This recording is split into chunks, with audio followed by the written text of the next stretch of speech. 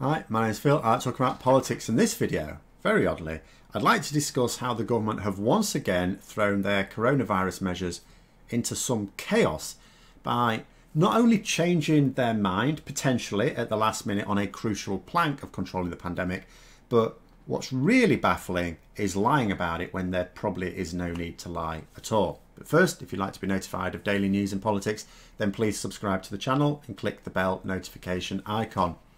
So, in order for any country to control the pandemic, it's the same basic three things you have to do everywhere. One is to test. That means that everyone that needs a test gets it. This is anyone who has symptoms or who has been in contact with someone who has tested positive as an absolute minimum. And despite Matt Hancock's announcement yesterday, this is not happening in the UK, but needs to and could be considered ongoing. You could say that they're trying to get to that position, even though the scale of testing hasn't actually increased for weeks now. So never mind all these regular announcements, oh, these sets of people can now get a test. Oh, now basically anyone can get a test as long as they're over 5 years old. Well, if this is the case, how come no more people are being tested than were several weeks ago? The second plank is tracing, which is what I'm going to be talking about in this video, really. If people are going to be able to go out and about, go to work or for other purposes, in other words, you sort of end the lockdown, it's absolutely vital that we are able to contact trace in order to identify people who've come into contact with people who are found to be infected. And then 3 is isolate. People are supposed to isolate for 14 days from the end of symptoms. So you get your symptoms, you isolate. The timer doesn't start until your symptoms stop, and then it's 14 days after that.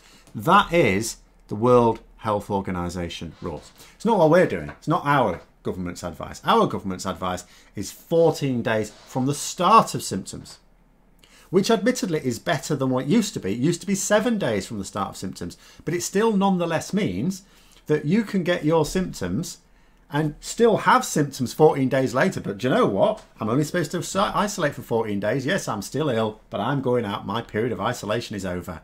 How does that make sense? Basically, our rules mean that people who are still infectious, off they go. And even if symptoms have stopped, remember, you're supposed to still isolate for 14 days after that. So that's not really working either. So actually, none of those 3 things is really in place in the UK in any effective sense. But they're all essential for the lift of the lockdown. The experts keep saying, you ease the lockdown, which we basically already have done, just in a way that the government get to deny. And, you know, we are going to see the number of deaths increasing again because we haven't got these measures in place. That's what the scientists are telling us. But it's the second of these, the tracing, that the government have decided to make a particular arse of this week. So as part of our tracing strategy, we need a phone app. And one has been developed internationally by Google and Apple. But that doesn't help give public funds to government ministers' mates or help steal our personal data. So Dominic Cummings and his drinking buddies were given the money to develop an app that does waste public money, nice one, does steal our personal data, excellent, and consumes way more of your phone's power, so your phone actually runs out of power and then is utterly useless, than the other app, which doesn't. Also, the app that they're developing doesn't actually work on a lot of phones, so there's going to be a load of people with phones that won't be able to use it because it's not terribly compatible with an awful lot of phone models. It's fantastic, absolutely fantastic, up to the usual standard, I would say, of this government. And as part of this amazing plan, Michael Gove says that we've already hired 17,000 contact tracers who will be needed to, you know, speak to people who have to ring in and explain things to try and coordinate this tracing effort. And that things were going very, very well in terms of hiring more. Oh yes, not according to some leaked emails that show that the private companies, who are very kindly siphoning off our already stretched public money, has put recruitment on hold, with the reasons being that the government has had second thoughts on which app to use exactly. Now, when I first read that, I thought, well, that could be good news. That actually could be good news. You know, because are they now accepting that their Blue Peter app, you know, that was designed by Dominic Cummings' drinking buddies, is a load of crap? And they might actually be going for the one that has been developed by actual tech companies who know what they're doing. Who knows? I suspect not. I doubt Cummings would drop his plan to harvest more of our data just because his first brain fart didn't work. Perhaps the app developed by the NHS is under serious consideration. This one doesn't nick your personal information, so, you know, that's a bad point.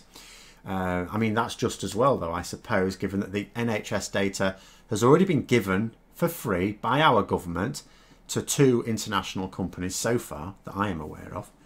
And but either way, it's still inferior to the app developed by Apple and Google, which other countries are quite happy to use.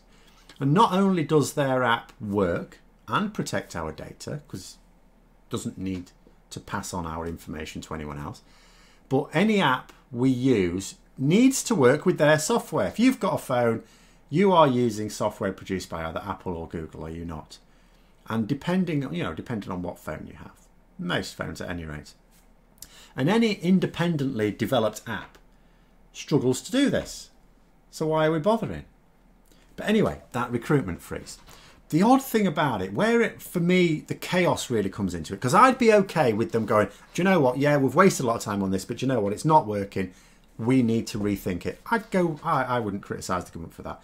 You know, I can roll my eyes at the fact that, could you not have worked this out months ago when everyone else did? But, you know, what's done is done.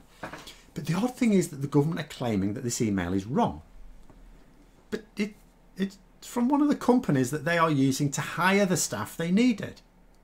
It can't be wrong because that's an email that's actually gone out to people applying. So why would the government try to lie about this? Is it because it looks bad if there's further delays to the project? I mean, you don't hide delays to this by lying about it. We can tell it's delayed because the tracing scheme hasn't been launched yet. This contact tracing hasn't been launched, so we know it's been launched in other countries some time ago in some countries. We haven't got it, so we know it's delayed. Are they lying to hide the fact that they're potentially changing their mind about implementation? But like I said, that in itself is not a bad thing. Any criticism would be about the time this is taking, which you can't hide with lies anyway. But nobody's going to have a pop at the government for switching from a crap plan A to a better plan B, if that indeed is what is happening. But the fact that we know that recruiting is on hold, because it doesn't matter what the government say, it is, that's a fact. But the government saying that everything's going fine and it's not at all means that the whole thing is in chaos because we don't actually know what is going on. You know, we know it's not fine because contact tracing is not happening.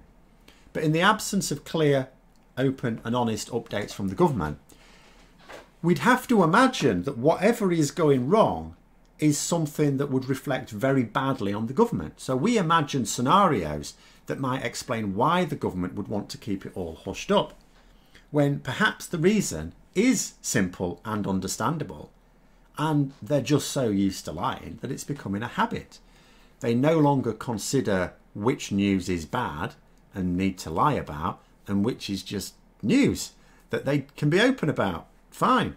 Just assume that everything they do is a disaster that needs to be held from the public at all costs. It won't be long before they're telling us that Mondays are really Wednesdays.